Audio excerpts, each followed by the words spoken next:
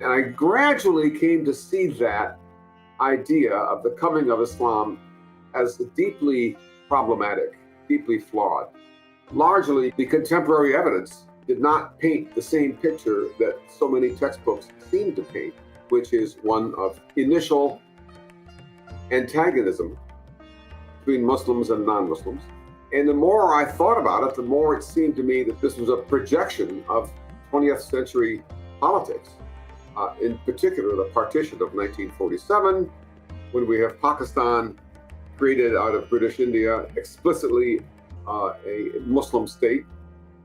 And now increasingly, of course, India is looking more and more like it wants to be, at least some people want it to be, a Hindu state. History books always tell us about Mahmud Ghazni sacking not only Somnath, but many other important temple sites in North India. But very seldom do we hear about the Cholas sacking temples or other sites, Orissa or Bengal in Bihar. Well, he was certainly obviously he's a controversial king. I think just a year or two back, Aurangzeb Road, the name has been changed in New Delhi. So there's an attempt to kind of erase Aurangzeb from memory. So there's no question he is and remains very controversial. But I decided that Aurangzeb, who later becomes Alamgir, really deserved a whole chapter. And in a book that only has 8 chapters, to devote one whole chapter to one person was quite something. And I did that deliberately, partly because Alamgir was the emperor for almost 50 years, a very long time. And his reign sees a real transition and evolution of the empire in the wrong direction. And we have to explain that, what happened during this time.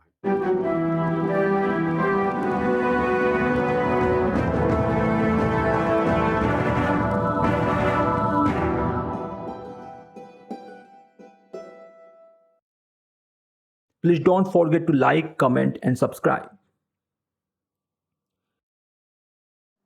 Namaste. I, Mithilesh and Sumit, welcome you all to a new episode of the Eastern Report.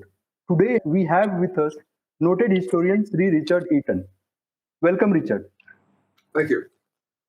The Indian subcontinent might seem a self-contained world, protected by vast mountains and seas. It has created its own religions, philosophies, and social systems, and yet this ancient land experienced prolonged and intense interaction with the peoples and cultures of East and Southeast Asia, Europe, Africa, and especially Central Asia and the Iranian plateau between the 11th and 18th century. Today, we'll discuss Richard M. Eaton's book, India in Persianate Age. The book tells this extraordinary story with relish and originality. His major theme is the rise of Persianate culture, a many-faceted trans-regional world informed by canon of text that circulated through ever-widening networks across much of Asia. Introduced to India in the 11th century by dynasties based in eastern Afghanistan, this culture would become thoroughly Indianized by the time of the great Mughals in the 16th and 17th and 18th centuries. The long-term process of cultural interactions and assimilation is reflected in India's language, literature, cuisine, attire, religion, styles of rulership and warfare, science, art, music, architecture, and more.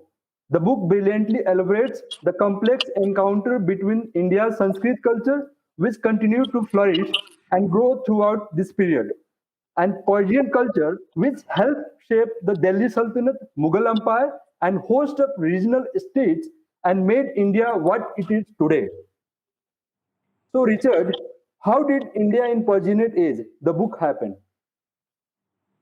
Well, first of all, I want to thank you very much for inviting me to join your team and your program. This enterprise of the Eastern Report is a very, very good one. I'm happy to learn about it. So, why did I write this book? Well, there's several answers to that.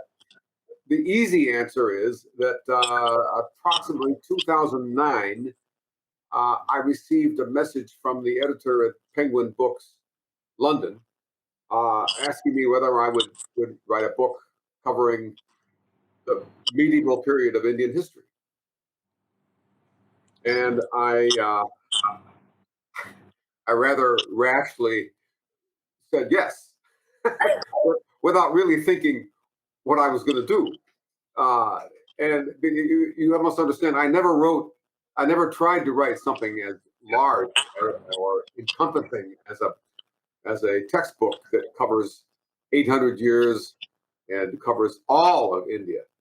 I've written about little pieces of India here and there, Bengal, Punjab, Deccan, a lot of work on Deccan, but I never tried to do the whole thing. So I was thinking, how do I do this? And when I read most of the textbooks that we have available, um,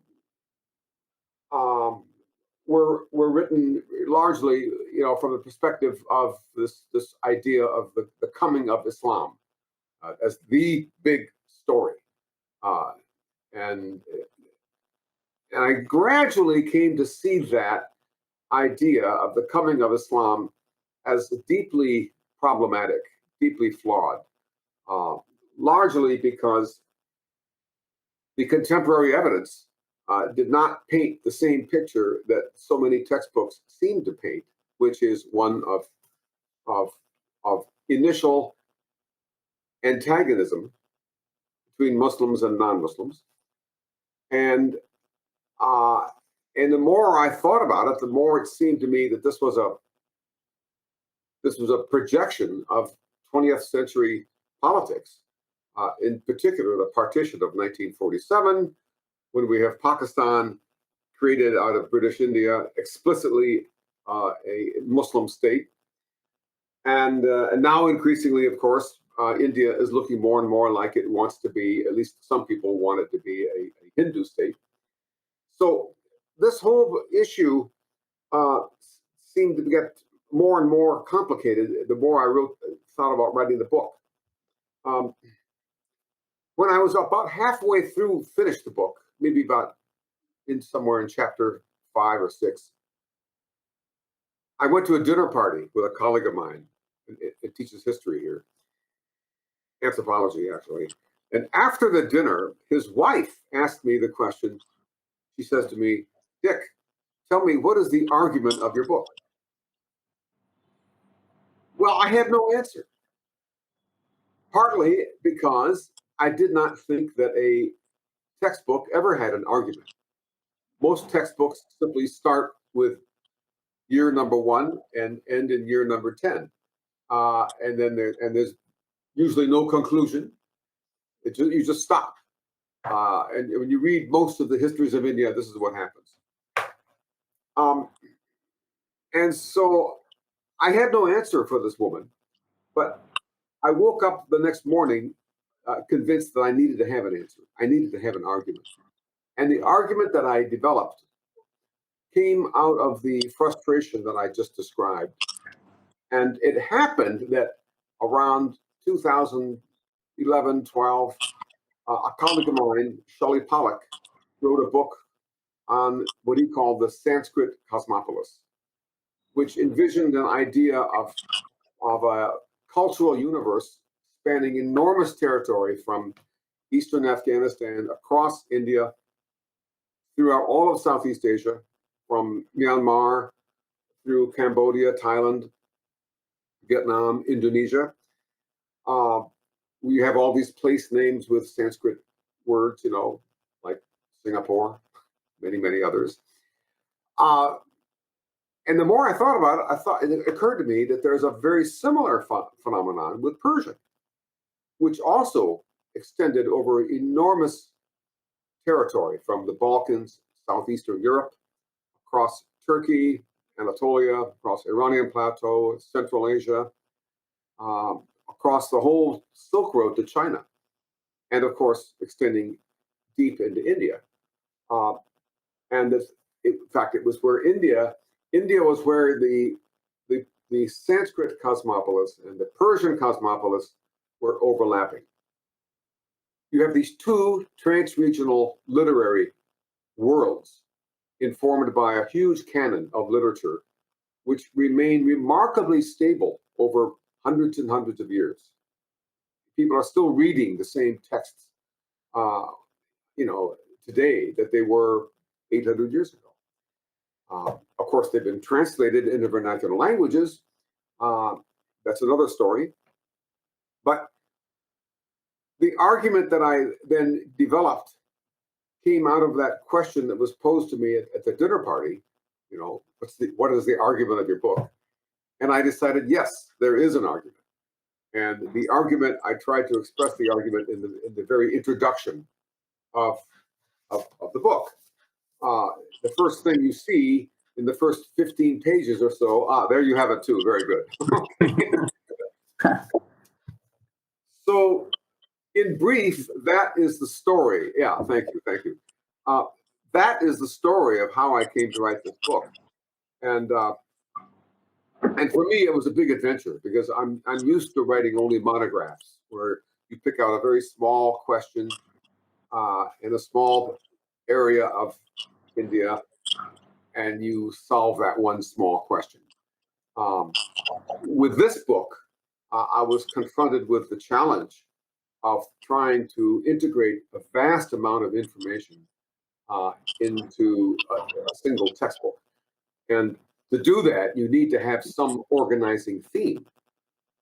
And the idea of the Persianate Age, it occurred to me, would serve that purpose. Okay. Yeah, I mean that's very fascinating to hear. I mean the entire story behind this book. Yeah. Why did you name it the Persianate? I mean, why? Right. I mean, well, that's a good question. The word Persianate was actually first invented around 1978 by an American historian of Islam, Marshall Hodgson, in his great book, The Venture of Islam. But nobody used it after him. It took another 25 years. It really wasn't until the early 21st century, about 20 years ago, especially about 15 years ago, that the idea of the Persianate came into popular or common use, at least among scholars. The word itself is grammatically simply a adjectival construction from the word Persian, the language Persian. But Persianate refers to the broader culture that is informed by Persian literature and Persian language. So we have a similar thing with, for example, Italian, Italianate. Italian is the language. Italianate is the broader culture that was informed by vernacular Italian literature during the Renaissance in Italy, 14th, 15th century. We have the similar thing with words like German and Germanic, where German is the language and Germanic is the broader civilization, which includes architecture, styles of many styles of many cultural features, I should say, are included with that idea. Or we have Spanish, which is a language, and then we have Hispanic. And Hispanic includes not just the word the Spanish language, but the whole cultural spectrum that is informed by Spanish literature. So the word Persianate was a logical extension of that same idea, where you have a canon of Persian literature, but then you have this broader civilization that includes everything from architecture through music, through clothing, food, styles of courtship and courts, courtly comportment, ethics, everything. Statecraft, obviously. You think about the diffusion of Persian as a language of administration across all of India. nearly all of India, Persian was the language of administration, revenue bureaucracy, justice bureaucracy, and so forth, and history writing. So it seemed to me a very logical idea to simply use that as the central organizing principle. Besides, if we organize a book around Islam, we're only talking about religion. If we organize it around Persianate, we're talking about much more than just religion. But Persianate includes religion, just as Sanskrit also obviously includes religion. You cannot imagine the Ramayana epic without Valmiki Sanskrit text. And you cannot imagine Sufism without Persian poetry. So I don't mean to say that Persianate excludes religion. It simply incorporates religion, and as well as a lot more. And it's that larger world that I wanted to capture by using the word Persian. So, what difficulties did you face? I mean, you have already mentioned that, right? I mean, it's very difficult because you try to encompass a lot of things, and Right. And so, what difficulties did you face, and what recent research? I mean, where is it going? I mean, has there been a change in our understanding of what do we mean by how the Persianate culture has influenced India in the let's say last couple of decades? Well, okay, the first point about difficulties. Obviously, there are difficulties writing any book, and you have to confront those difficulties. In my case, I suppose the biggest difficulty was in the sheer geographical scope that I had to cover. I mean, areas like that I've not worked on. I've never done research on Tamil Nadu or Kerala, Malabar. I've never done work on, up in Kashmir or Rajasthan. I mean, many areas. I had to learn a lot. I had to teach myself a lot. So I had to read a lot of recent books. This book involved almost no original research. Only occasionally do I go into using original Persian materials, simply because there's so much good research that's done in not only English but other European languages that are secondary sources. So essentially, my book is an attempt to synthesize a broad range of secondary sources and not to go into primary sources. But the difficulties nonetheless remained. You asked about difficulties. And in some parts of the book, I had to abandon the idea of the Persianate altogether and talk about themes that had nothing to do directly with Persianate culture, although that was always in the background. And so the challenge was between talking about specific concrete events in Indian history and connecting that to the larger story of Persian and Sanskrit and the interaction between these two cultures. That was the big challenge. Where is it going? I would say that right now the study of Persianate cultures has become very vigorous. It's very vital. There is just this morning I got an email from the president of the Society for Persianate Studies. This did not exist until the 21st century. So the whole idea of a society of Persianate studies. There's a journal of Persianate studies, which came into being only about 20 years ago, 15, 20 years ago. And that is prospering. So it's the idea of the Persianate seems to have filled a gap that people were looking for, especially because the revolution in Iran prevented many scholars from going to Iran. So, of necessity, many Western scholars, certainly many American scholars, because they could not go to Iran, they went to Central Asia, they went to the Caucasus, they went to Turkey, they went to Tajikistan, they went to India, they went to Pakistan. They went all over the place, and they suddenly realized that there was this larger world that was using Persian language, and it was influenced by Persian culture.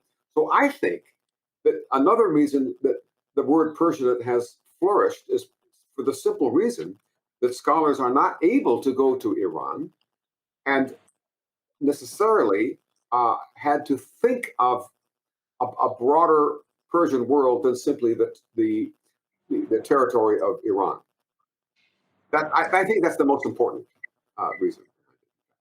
In your book, you give an example where the British, after Afghan war, they started claiming that, hey, we have brought back the doors of Somnath, which Right. was taken back by to Ghazni after the loot, and we have brought it back. Right. I mean, that's exactly what people believe. I mean, I think if you ask any layman in India, I mean, that's the general perception, right? I mean, till this day, that, hey, I mean, it was taken back to Ghazni and then it was restored or not restored. People probably don't even know that, but they are aware that it was taken back. And you said that, hey, I mean, it was all of it is a propaganda, right? I mean, Absolutely, absolutely. Yes, I think it was Lord Ellenborough, the Governor General of the East India Company.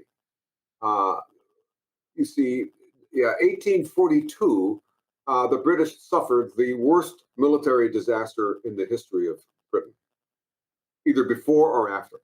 Never has England suffered anything like this. An entire army of 16,000 was massacred. One survivor, Dr. Bryden, and he only survived because the Afghans wanted him to notify the fort in Jalalabad that what had happened.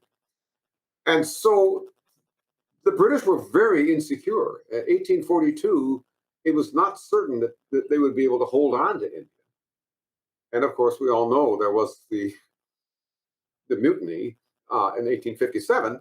So the British were feeling insecure. They felt they needed to do something spectacular to redeem their credibility in the eyes of hundreds of thousands of Indians.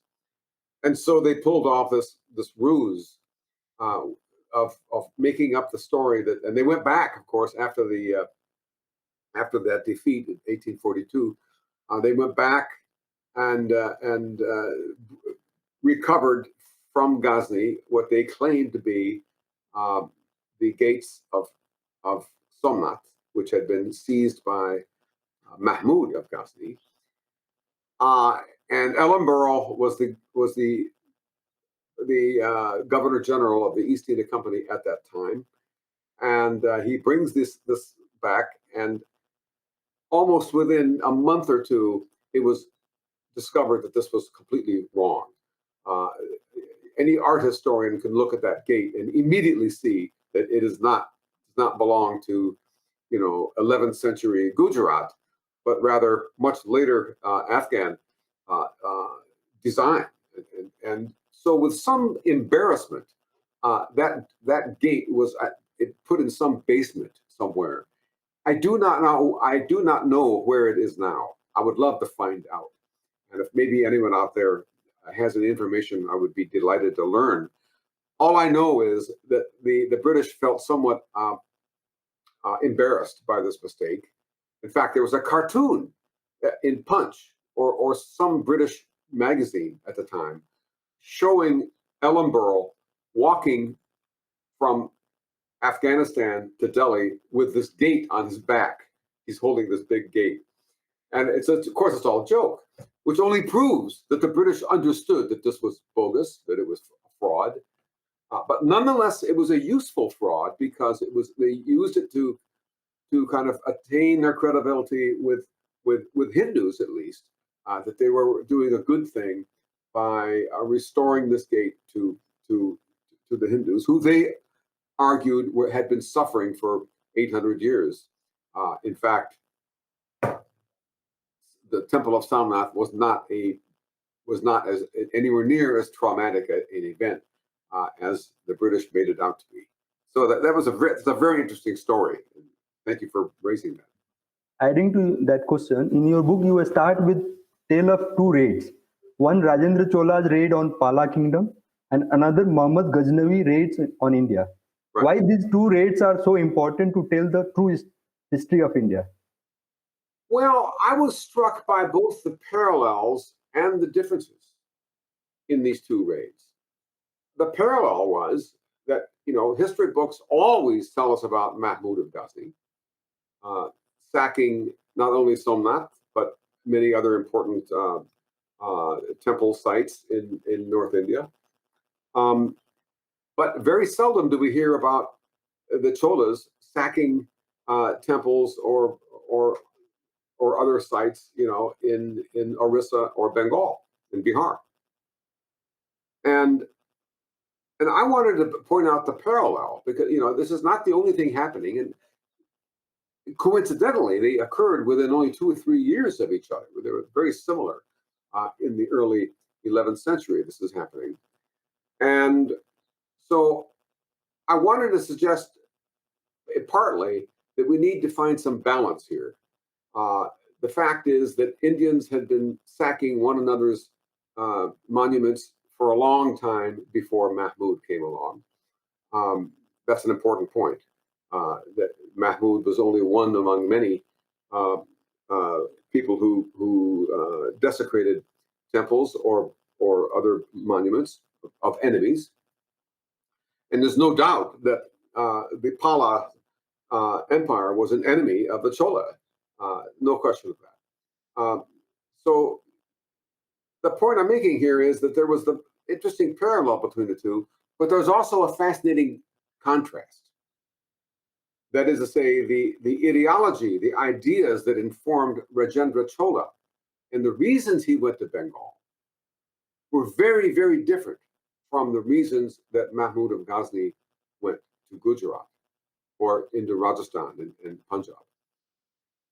And I thought this is very useful for me because it allows me to contrast the Sanskrit-based understanding of the mandala and the Digvijaya, the Chakravartin, and the kind of the rules of warfare according to the Arthashastra and according to classic Sanskrit texts on why kings wage war. And this is what Rajendra Chola was doing. He was following the playbook that was used across India. Whereas Mahmud of Ghazni was invading India for very, very different reasons. He was intending to use the wealth of these fabulously rich cities in India to finance his campaign in Khorasan and Iranian plateau, which he did. He went all the way across the Iranian, halfway across the Iranian plateau, as far as Tehran, which is pretty far. So, again, using Rajendra Chola and Mahmud was, I thought, an effective way of opening this book, precisely because it, on the one hand, it had parallels, but on the other hand, the two raids pointed to difference, and in particular, different understandings of statecraft, warfare, and politics. Adding to that mandalas, Chola king used a circle of states or mandalas efficiently to govern the larger territory. Is this outdated notion of political space could have prevented military and strategic invasion in pre-Islamic India? Well, there's no question that the mandala theory, the circle of states, as it's often translated, did result in kind of a stalemate between many states, because the whole political theory that informed actors of the day was that no enemy is permanent and no friend is permanent. And this is very important. This is the reason you never annihilate an enemy, because an enemy might be a potential friend. But the result is there's a certain equipoise or balance created, or stalemate, that no single power could ever achieve hegemony or sovereignty across all of India. It more or less, you do have large empires, obviously. The Cholas were a great empire. The Chalukyas were of Kalyana, were the great enemies of the Cholas, or another great empire. You know, and you can go across all of North India at the time and find analogs to this. But no matter how large they tried to get, they were always constrained by a neighboring empire who had the same mentality, who was operating by the same rules. And obviously, the Turks, Mahmud of Ghazni and his successors, later on the Ghurids, were not constrained by those kinds of rules. And yet, ironically, when Muhammad of Ghor establishes his rule in North India, when we come to the end of the 12th century, the beginning of the 13th century, he ends up creating a circle of states that looks very much like a mandala. The Chauhanas, for example, were not annihilated. They were simply reduced to subordinate chieftains. And this is another example of the interaction between the Sanskritic and the Persianate worlds. That even though the Ghaznavids and the Ghurids came into India with ideas that had been formulated in Central Asia, once they reach India, they instantly begin to behave like Indian political actors and merge in with, and we look at the later Ghaznavids, the Ghaznavids of Lahore. By that time, it's become basically an Indian dynasty, just like the other dynasties of North India, the Pratiharas and the Chandelas and the Chauhanas and so forth. So it's a fascinating story, and it again points to, I think, the value of looking at Indian history not through the prism of religion, where you have these two antagonistic, unchanging, essentialized religious systems, Islam and Hinduism, which are coming into abrupt conflict, but rather you have a much more nuanced, much more complex story of interaction and interplay, which is not only more interesting, but I have to say, I think more accurate. Would you say the reason why, this happened, creation of, mandalas, simply because they were here to stay? If you try to annihilate, destroy one of your opponents, then the other opponents would get together, see you as a threat, and then probably your own existence might be at jeopardy. Yes, I think actually that is exactly what you read in the Arthashastra, Kautilya.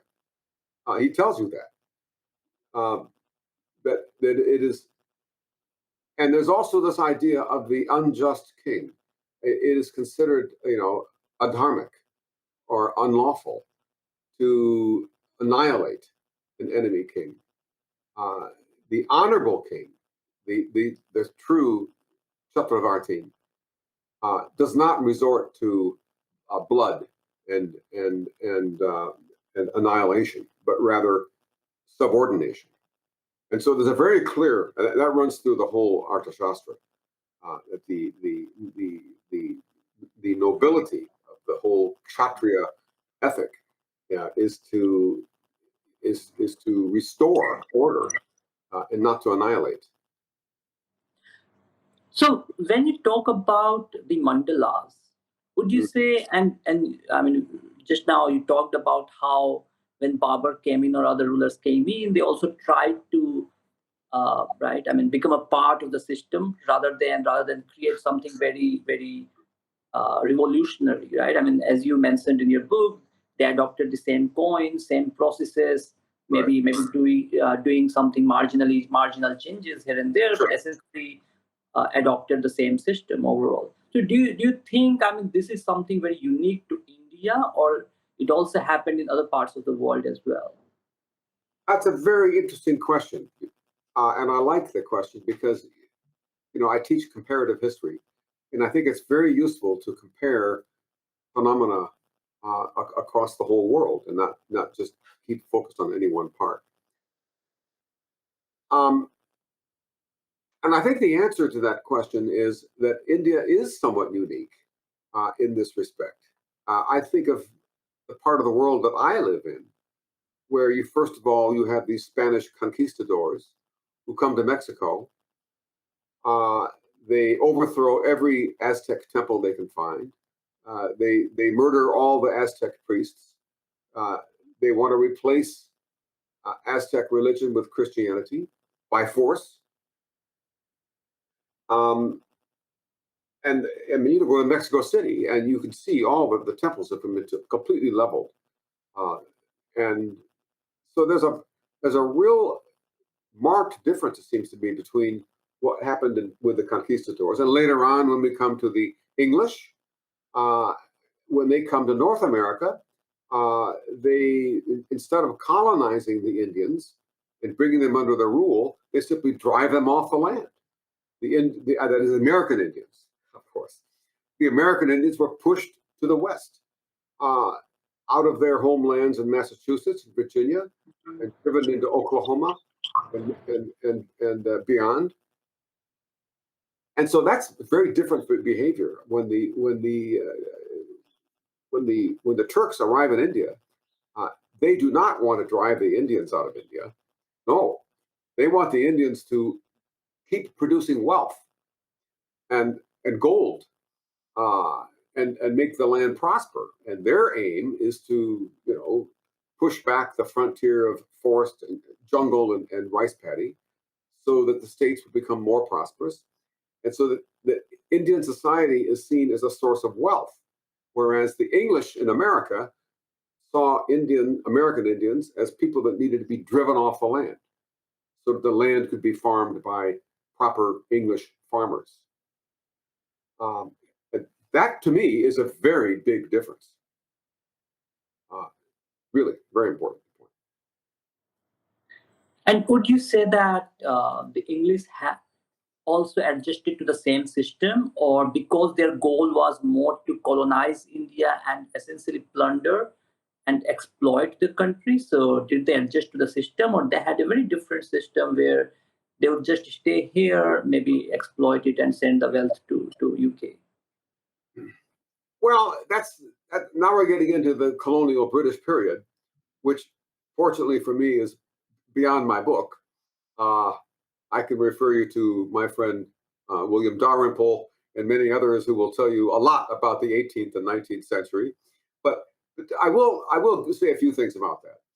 I mean, in one sense, the East India Company came to India under the radar of Indian states, largely because they came by sea, and most of India's earlier conquerors had come by land, taking over Delhi. And so there's that. And there's also the point that the British arrived and they used the same system of military recruitment as was already common in India, the sepoy, that was invented by actually the French. Dupleix, the French East India Company, invented the idea of Indian soldiers, infantry, trained by European standards, but fighting for the Europeans. That idea actually was already an old one in India. The what Derek Kolff calls the military labor market, where Indians had for centuries been devoting part of their time. I mean, farmers, villagers, when the crops were in and there was seasons of not much activity on farming, they would give their services out to military purposes. India was armed. I mean, soldiers, peasants, farmers had weapons, and they were willing to use those weapons or use themselves in service of jamadars or zamindars who recruited them. So the idea of the sepoy was actually an Indian idea already. And there is, and therefore, a great deal of continuity, it seems to me, in 18th century, the way the British emerged. But that whole story is kind of beyond the range of my book. But that's still a very good question. Thank you for raising that. Okay, moving to your subject of the book, during the Delhi Sultanate era and Mughal era, we saw ensuing fights for the throne whenever a sultan dies. Was due to the tribal culture of Afghans or something else? Well, that speaks to the question of succession. And this is a very complicated question, but I'll make it as brief as I possibly can. In Islamic law, there is no idea of primogeniture, which is to say the oldest son inherits everything, which means that a prince, the oldest son of a sultan or of a Mughal emperor, does not automatically inherit the throne. So this creates a problem.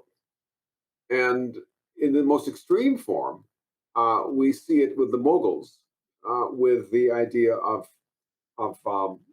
wars of succession, where princes would be socialized from a very young age, knowing that one of them would become the next ruler, but all the other brothers would not. They would be either blinded, killed, or driven out of India altogether. And this is exactly what happened in the case of when we go from Humayun to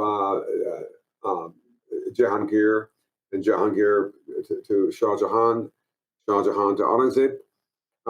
These wars got larger and larger, and it goes back to this basic question of succession. Now, some have argued that this mode of succession was actually a healthy thing because it ensured the survival of the fittest, kind of a Darwinian, Charles Darwin idea, right? Unlike the Ottoman Empire, where you had, sultan after sultan who had no experience in administration, no experience in warfare, didn't know anything about running the country, and were put in the throne, the palace at Topkapi in Istanbul, precisely because they were weak.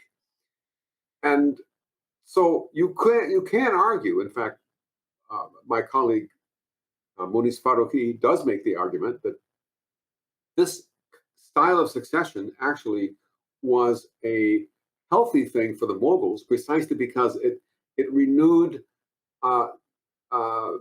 alliances, circuited. It brought new people into it was kind of a refreshing thing because it brought new people into the power. And it's important to say that supporters of the losing prince were not annihilated. They were simply folded back into the system. Once again, it looks very much like the old mandala system that had been in India, of course, long before. So, in short, succession was always a problem, not just with the Delhi sultans, but also with the Mughals. But the Mughal solution, in the long run, at least for a long time, in a sense, refreshed the empire and kept it alive and brought new people in. It was an example of the survival of the fittest, of the person who was best networked. And developing networks is what good politics is always about. And every prince had to do that. In your book, you do also talk about Marathas to some extent. You talk about the Tarabai and right sons of Shivaji and how the Maratha Empire came into being. Right. But would you say that I mean there is still a dearth of of uh, of content when it comes to people actually talking about Maratha Empire, which ruled for, let's say, close to 100 or 120, 30 years, compared to, let's say, when it comes to pre-Maratha history, which is Delhi Sultanate and the Mughals. Why is that so? Are you asking why is there less scholarship on the Marathas? Yeah, I mean, you read the textbooks, there is very little scholarship on them. I mean, even though they did rule a large part of India for at least for 50, 60 years for sure, and they did exist for close to 150 years. Yes. So even in your own book, I mean, is that because I mean, you do talk about Marathas, but to a lesser extent, is it because the focus is on Persianate, or is it because for some other reason? No, I mean, again, it's the question of balance is always a very difficult one. I mean, how much attention do you pay to any given state or any given region? And I tried to be as as fair as I could be to different parts of South Asia. For me, what's interesting about the Marathas is the fact that they had their own roots. Went back to the Bahmani Sultanate in the Deccan, where the tradition of sultans buying into the labor market. Once again, we come back to the military labor market.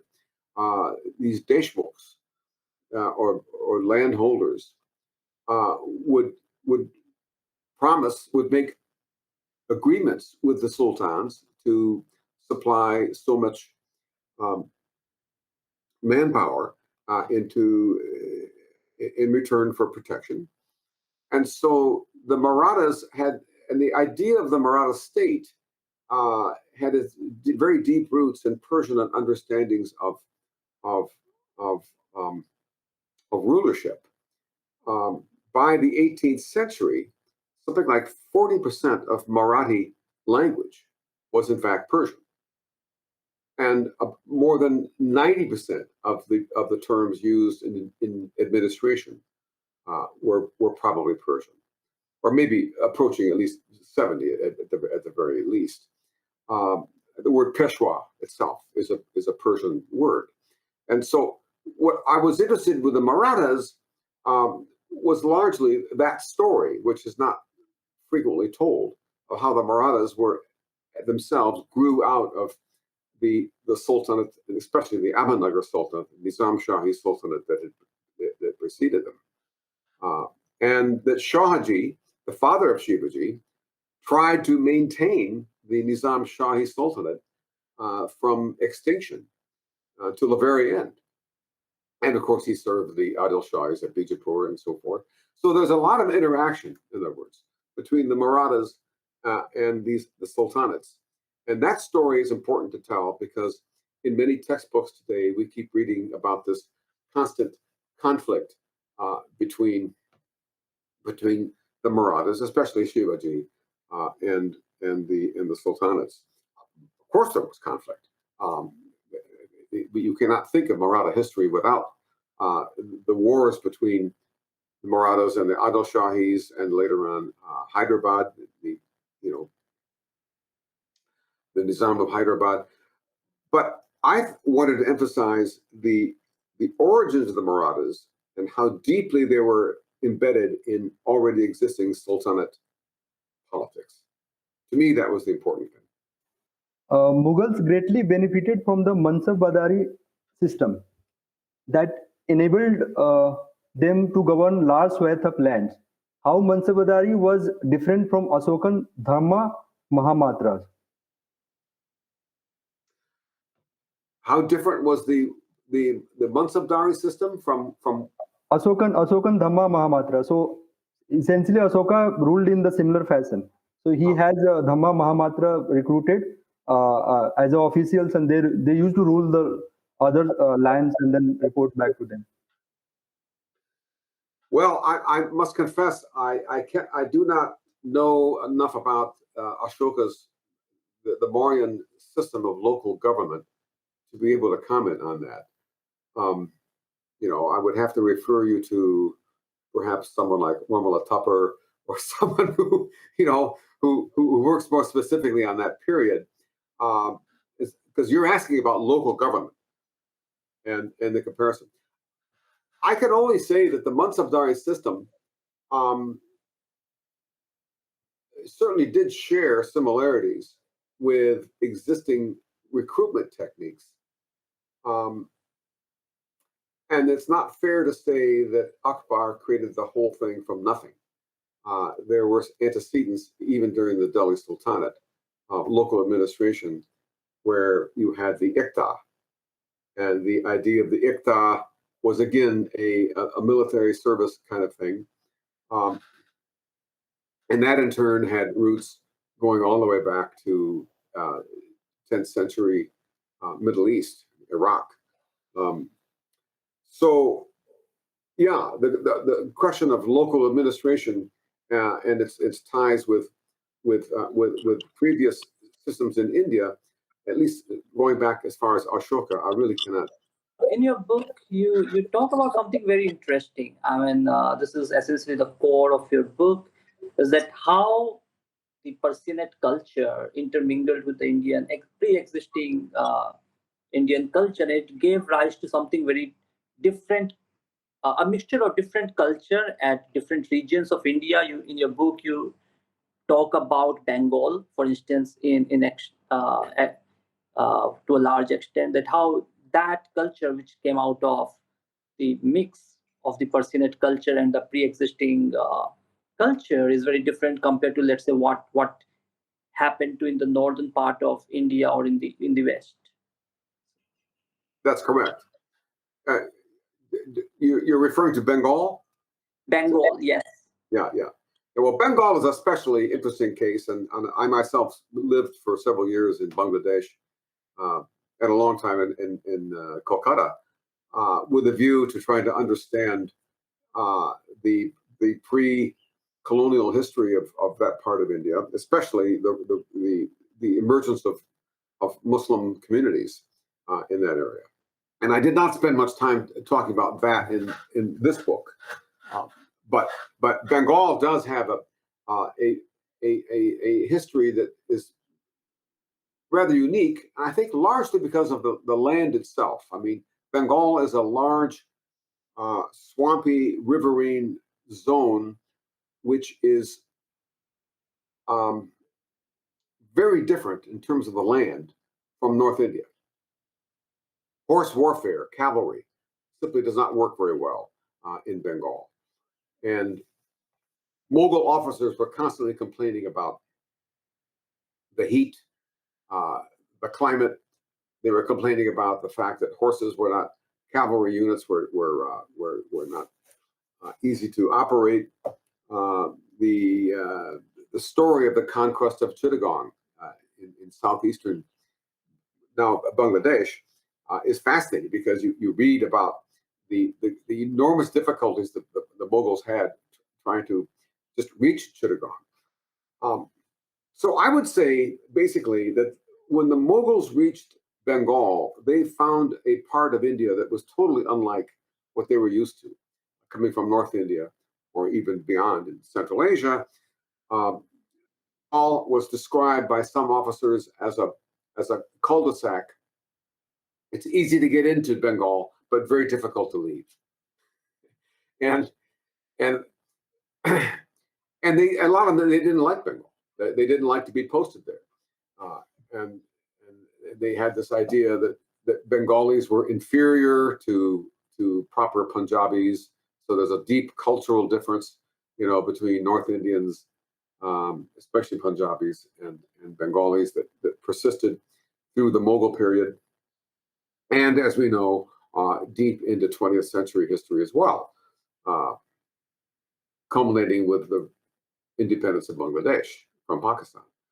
So the story of Bengal is a fascinating one precisely because of the continuity of its territorial and cultural integrity. It is a land that is apart from much of the rest of India. In your book, you also talk.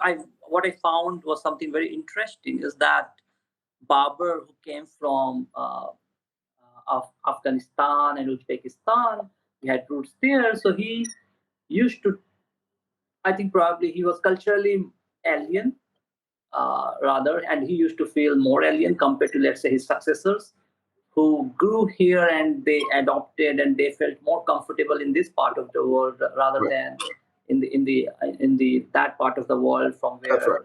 Babur came from.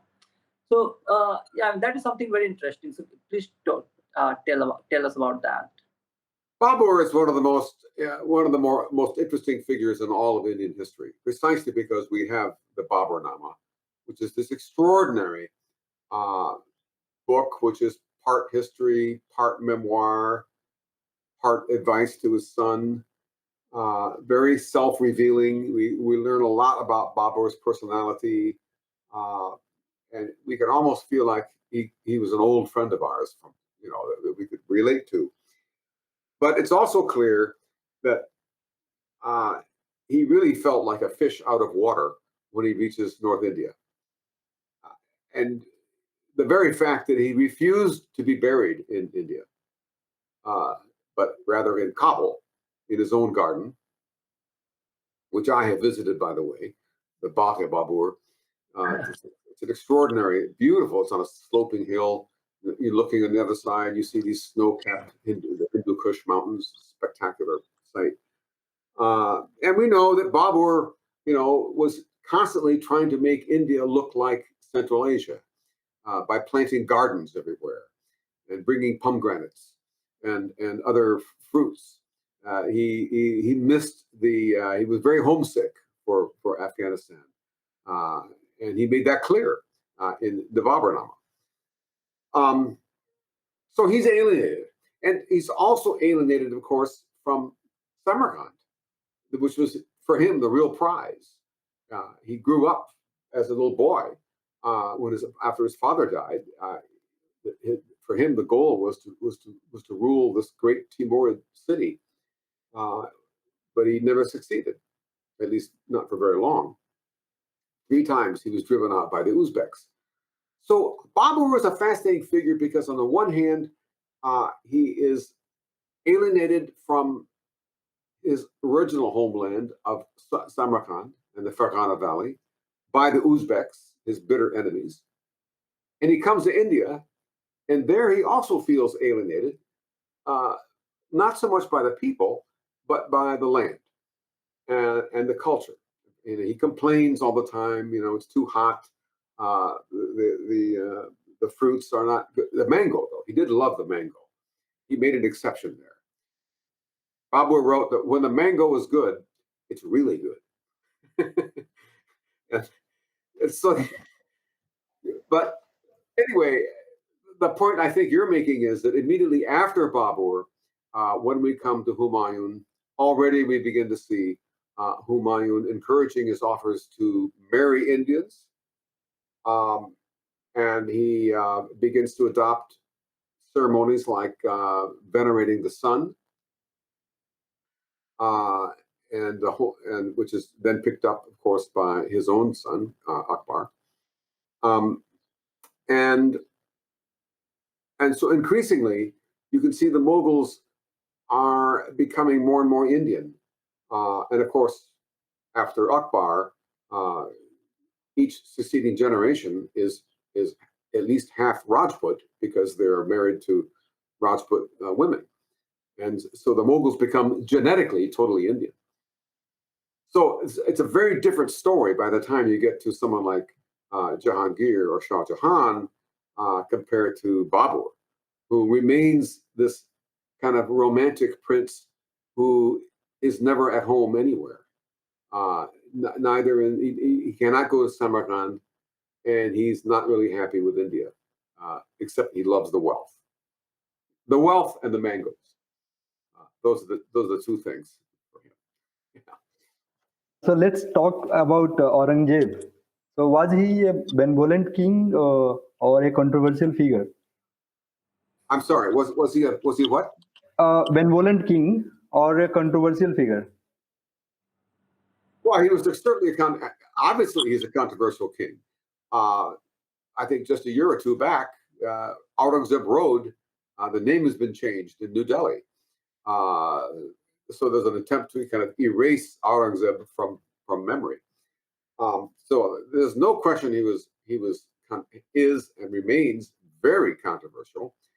But I decided that Aurangzeb, who later becomes Alamgir, really deserved a whole chapter.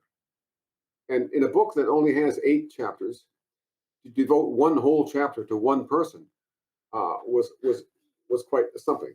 And I did that deliberately, partly because Alamgir was the emperor for almost 50 years, a very long time, and his reign sees a real transition, an evolution of the empire in the wrong direction, and we have to explain that. What happened during this time. But I think Alamgir has been, well, I'll call him Alamgir because, and that's another point I want to make. Everybody continues to call him Aurangzeb, although that's only his princely name. Not to call him Alamgir is almost to deny that he ever became the emperor. I mean, we do not refer to Jahangir as Salim. We do not refer to Shah Jahan as Khurram. And yet we do refer to Alamgir as Aurangzeb. Now, why is that? I suggest that is because people are, in some sense, in denial that he ever really did become the emperor. There's this idea that Dara Shikoh should have been the emperor and was unjustly deprived by his older brother, his younger brother, rather. So I just felt that we need to have another look at Alamgir, and I tried to look at him on his own terms, to the best of my ability anyway, to look at the original sources, to go back to the original Persian material, and reread them with a view to understanding his reign from his perspective, and the conflict that he had with his father, Shah Jahan, as well as Dara Shikoh, and his position vis-a-vis Indian culture is something I think is drastically misunderstood today. And so for all these reasons, I felt it was necessary to devote a whole chapter to him and to try to understand what he was really after. And what I concluded was that he was really after was transforming the nature of kingship itself in India. And this I thought was revolutionary. But all the way from Timur down through Babur, Humayun, Akbar, all the way down to Shah Jahan, especially Shah Jahan, you had the idea of the sacred king. With the aura, you look at the paintings of Jahangir with this big halo around his head, or angels are floating around in the paintings of Jahangir and Shah Jahan. But when we come to Aurangzeb, we find a very different attempt to formulate the understanding of the king, and that understanding, in my view, was based on the idea of justice. That he wanted to transform the Mughal Empire into a state that was under the rule of law, not under the rule of a sacred, semi-divine king. A radical idea, too radical for his day. But he was anticipating, clearly, a later 18th, 19th, and 20th century idea of impersonal law. So he patronized the codification of Islamic law, but remembering that Islamic law was intended for all Indians, remembering that the word Sharia did not mean law only for Muslims in the day of Alamgir, but it simply meant legal. And that Hindus participated as much, if not more, than Muslims did in the adjudication of disputes through the Sharia.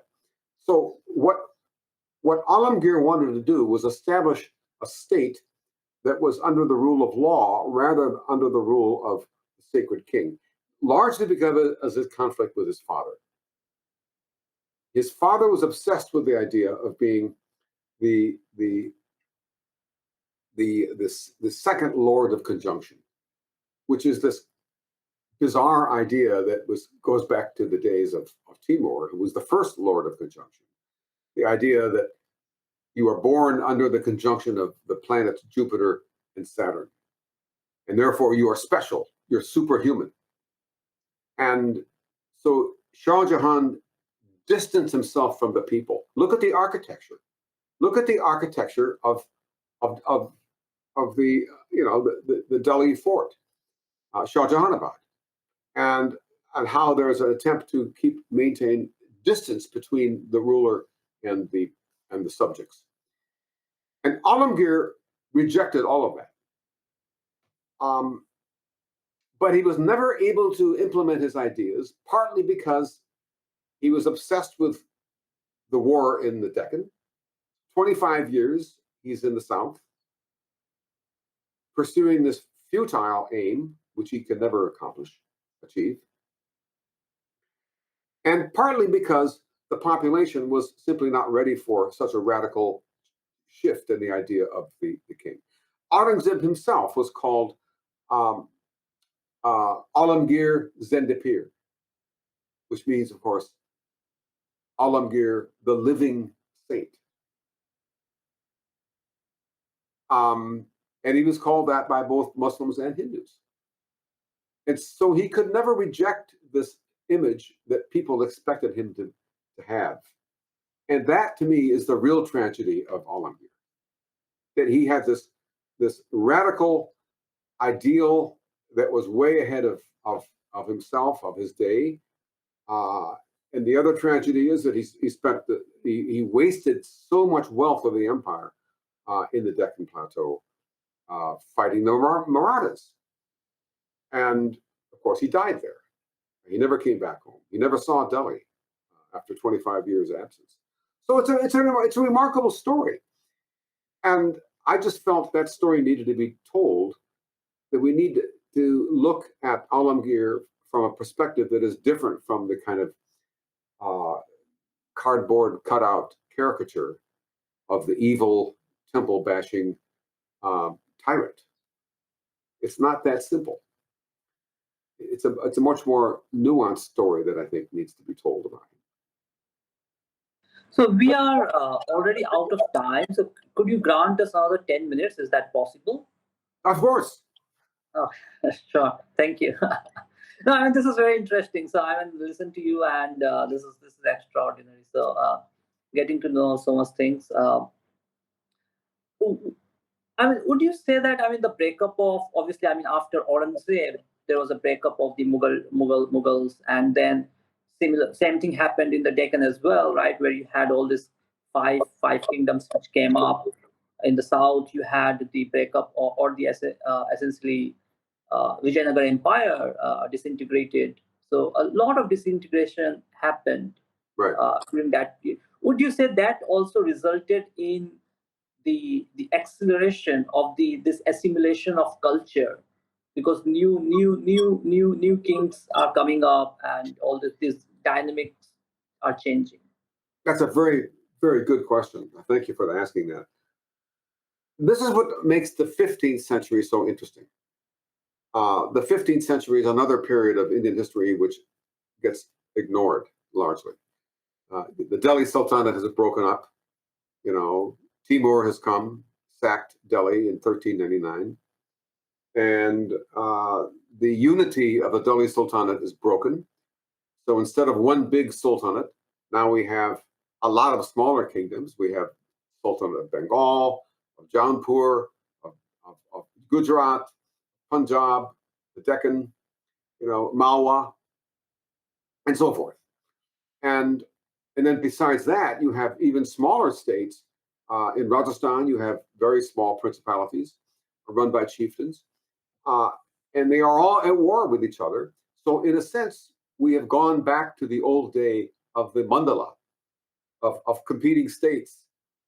And this actually is a period, although it's messy and it's confusing, and historians generally do not like messiness and confusion. They like to have nice, stable, neat, and tidy empires where everything is organized, and the revenue is coming in, and there's peace, and the merchants are happy, and commerce is flourishing. Well, the 15th century all that falls apart, obviously, because you have many states, warring states, but each state, in order to establish its credibility and its legitimacy,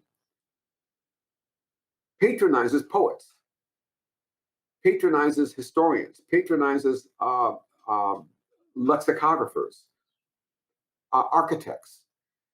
They want to be seen, even though they may not have a lot of wealth. They compensate for their lack of wealth by patronizing the brightest poets they can find. So what we find in 15th century India is a flourishing of many cultures, of many local cultures, using not Persian or Sanskrit, but local languages. Vernacular languages begin to appear, patronized by all these little courts. I mean, the appearance of important texts in vernacular languages, like the Ramayana epic, gets told by many poets in regional languages who are serving regional courts. So in a sense, the breakup of the Delhi Sultanate led to a flourishing of vernacular culture. But it was a vernacular culture that was informed by both Sanskrit and Persian literary structures. So you had, for example, the translation of Nizami's stories from Persian into Bengali or into Gujarati, into Hindi. All the story, the Khamsa, the five great stories of Nizami, Layla Majnun, the Sikandar Nama. All these great works of literature are now appearing in Bangla or in Deccani, Urdu. And the same thing with Sanskrit literature, where the great texts of Sanskrit are being filtered down into vernacular cultures. So the 15th century, to my mind, is one of the most exciting and most interesting periods of all of Indian history, precisely because there is no one Mughal emperor, there's no one Delhi Sultan or Vijayanagara emperor. There's a large number of smaller states that are patronizing local culture, and this is also when the military labor market is flourishing most, because all these small states need to hire military labor from distant lands. So, in a nutshell, this is a very important period of Indian history. Yeah, just wanted to understand. I mean, what are the other things you are working on currently? And yeah. Well, one of the things I'm working on currently, in fact, I would love to come back to India if this COVID thing ever gets under control, not only in India, but in my country as well, where it's a big problem. But I would love to come back and do some work in archives in both Rajasthan and in Delhi, because I want to learn more about central India. I've worked around the edges my whole career. I've worked in the Deccan, the Punjab, in Bengal, but I've never really worked in Madhya Pradesh. And so, in particular, I'm now very much interested in the Sultanate of Malwa, which is not much written about. There's very little histories of the Sultanate based in Mandu, down by the Narmada River. And so I'm currently gathering materials about that, and I would like to write a connected history of that state and as a kind of a case study of this larger story of Sanskrit and Persian cultures coming together. The book that we're talking about today, this book, is trying to talk about all of India. What I want to do now is a more grounded study that's focused on one region and exploit the Persian language. There's a lot of Persian language materials in local libraries, in private libraries, state libraries across Rajasthan and Madhya Pradesh, which I would love to work in. So we'll see. And are you saying that all this works in Persian unexplored by the historians? Much of it has been well, for one thing, there's different kinds of Persian materials. There are chronicles. Most chronicles have already been published. Many of them have been published, but not all of them have been translated. So you need to know Persian in order to get access to the chronicles, which I can do. There, however, remains a lot of material.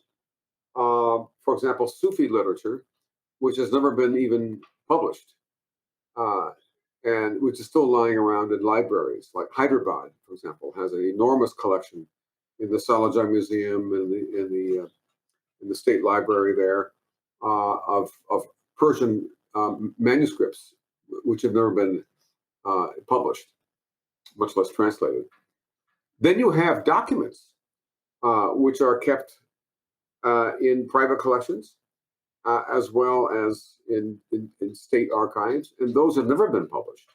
Or I shouldn't say that. Few of them have been published. Most remain in unpublished form.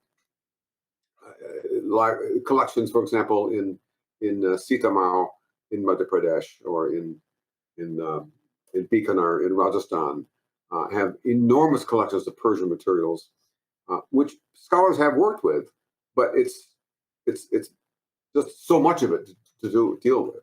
That's what I would love to work with. That's my goal. Sure. Yeah, I mean, thanks for talking to us and at length and describing your book and your future goals. Yeah, I mean, it was great speaking with you, and we wish you best for your future endeavors.